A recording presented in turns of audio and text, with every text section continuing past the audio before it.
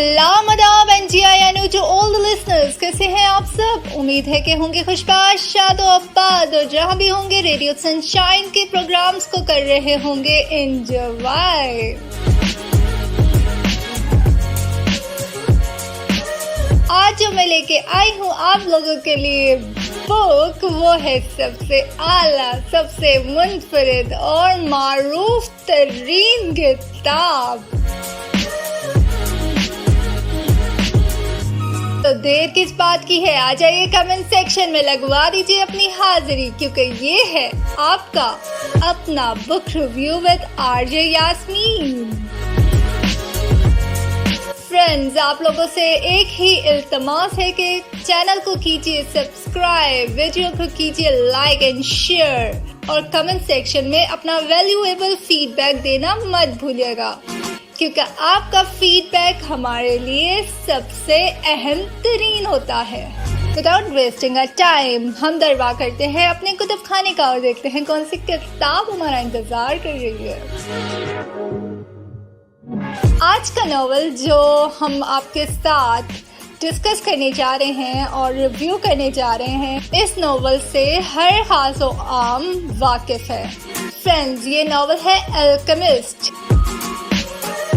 आप किसी से भी पूछेंगे ना कि मुझे आप कोई अच्छी सी किताब बताएं, तो उसकी ज़बान पे सबसे पहले इसी किताब का नाम आएगा कि यार आप अल्केमिस्ट पढ़ लो, फिर वो आपको कोई और किताब सजेस्ट करेगा। तो फ्रेंड्स, मैंने सोचा क्यों ना हम अपने बुक रिव्यू में इस किताब को शामिल करें। तो अल्केमिस्ट फ्रेंड्स, ये तहरीर की है पोइलो कोएल्हो ने।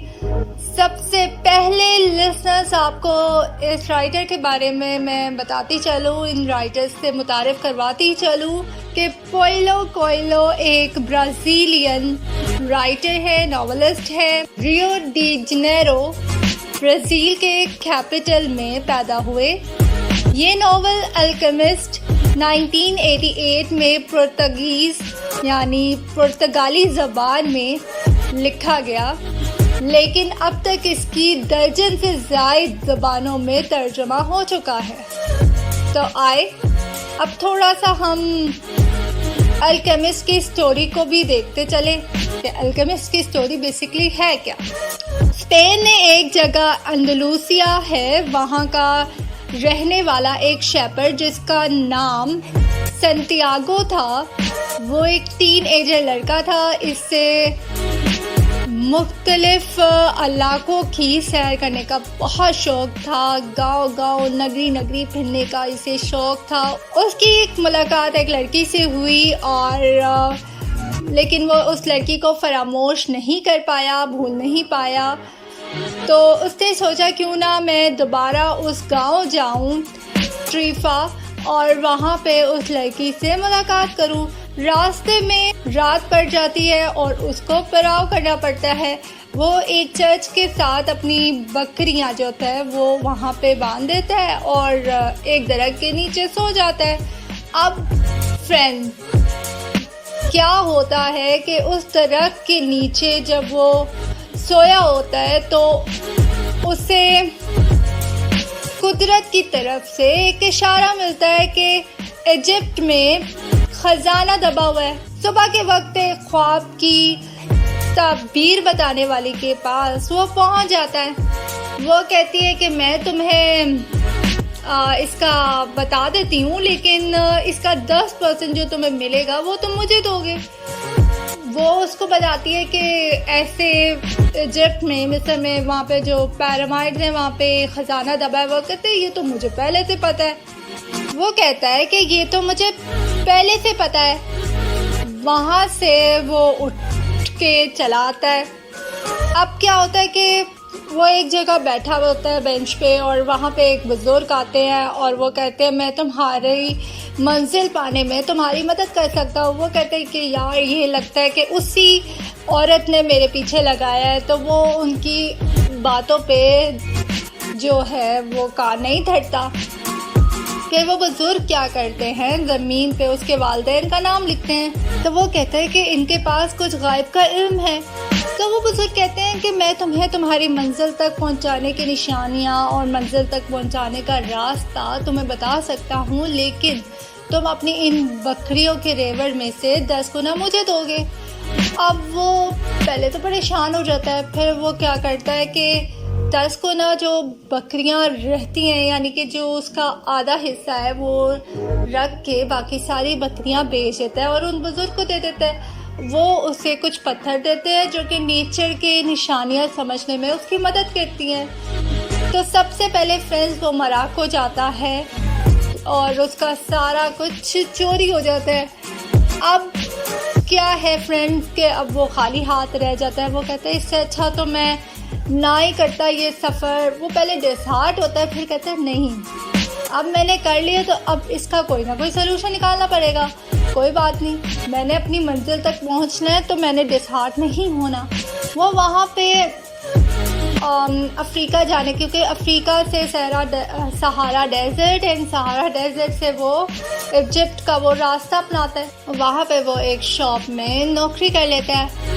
पहले तो वो खाने की खातिर करता है कि अब जो होगा आप मुझे सुबह का और रात का खाना दे दीजिएगा और मैं आपके यहाँ पे नौकरी कर लेता हूँ। जब उसकी वजह से उनको इजाफा होता है, प्रॉफिट होता है, तो वो क्या करते हैं कि उसे परमानेंट रख लेते हैं। कुछ महीनों बाद जब उसके पास पैसे जमा हो जाते हैं तो एक कारवां जा रहा होता है अफ्रीका और आगे सारा डेजर्ट। तो वो क्या करता है कि वो वहाँ से छुट्टी लेता है और उनसे कहता है कि मैंने आगे अपना सफ़र तय करना है तो मुझे आप इजाज़त दें। तो वो खुशी खुशी उसे इजाज़त दे देते हैं। फिर वो कारवां से सहारा डेजर्ट से उस पैरामाइड के रास्ते उसने जाना है, उस कारवां में सवार हो जाता है। अब उस कारवां में उसकी मुलाकात एक इंग्लिश मैन से होती है जो अल्केमिस्ट की तलाश में निकला है। जब वो अल्केमिस्ट के गांव पहुंचते हैं तो वहाँ पे संतियागो की मुलाकात एक लड़की से होती है जिसका नाम फातिमा होता है। अल्केमिस्ट के घर जब वो इंग्लिश मैन पहुंचता है और इंग्लिश मैन और अल्केमिस्ट की जब मुलाकात होती है तो जिसका लुबे लबाब कुछ फ्रेंड्स यूँ है कि अल्केमिस्ट जो है वो पूछता है कि तुमने कभी खुद कोशिश की है इन धातों को सोने में बदलने की। जब इंग्लिशमैन कहता है नहीं, मैंने नहीं कोशिश की, क्योंकि वो अल्केमिस्ट से मुलाकात इसी सिलसिले में करने आया होता है कि धातों को किस तरीके से सोने में बदला जाए। और अल्केमिस्ट उसे कहता है जाके खुद कोशिश करो। वो चला जाता है। फातिमा और संतियागो में ताल्लुकात आहिस्ता आहिस्ता परवान चढ़ते हैं और फातिमा उसे कहती है कि हम सहराई इलाकों की जो लड़कियां हैं वो इंतज़ार करना जानती हैं। हमारे लिए कुछ अहम नहीं है इंतज़ार करना। पहले जाओ, तुम अपने ख्वाबों को तकमील करो और उसके बाद अपनी मंजिल हासिल करो। फिर वो अल्केमिस्ट के पास जाता है संतियागो अल्केमिस्ट के हमरा अपना सफ़र दोबारा से शुरू करता है। अब रास्ते में कुछ लोग अल्केमिस्ट और संतियागो को जासूसी के इल्ज़ाम में पकड़ लेते हैं। अल्केमिस्ट कहता है कि अगर आपने हमें नहीं छोड़ा तो ये लड़का जादूगर है और ये हवा का ऐसा बगोला बनाएगा जो हर शय को तहस नहस कर देगा। अब वो लोग इसको मजाक समझते हैं और उनको 3 दिन की वार्निंग देते हैं कि अगर 3 दिन में ना इस लड़के ने जो तुम कह रहे हो वो किया तो हम तुम दोनों को कत्ल कर देंगे।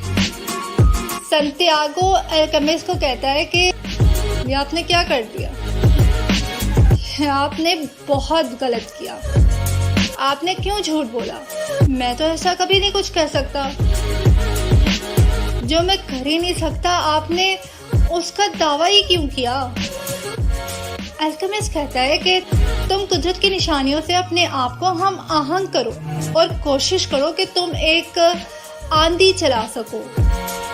खैर वो एक टीले पे चला जाता है संतियागो, कुदरत के कवानीन के साथ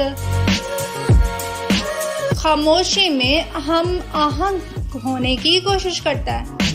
फाइनली एक आंधी चलाने में वो कामयाब हो जाता है।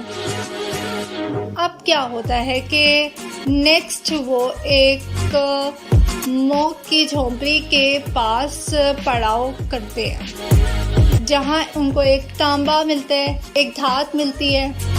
अल्केमिस्ट उससे सोने में तब्दील कर देता है और उसके 4 हिस्से करता है। मॉक को देता है 2 हिस्से और 1 हिस्सा देता है संतियागो को और 1 खुद रखता है। और मॉक को कहता है कि जो दूसरा हिस्सा मैंने तुम्हें दिया है, रास्ते से जब संतियागो यहाँ से वापस जाएगा तो तुमने 1 हिस्सा इसको देना है।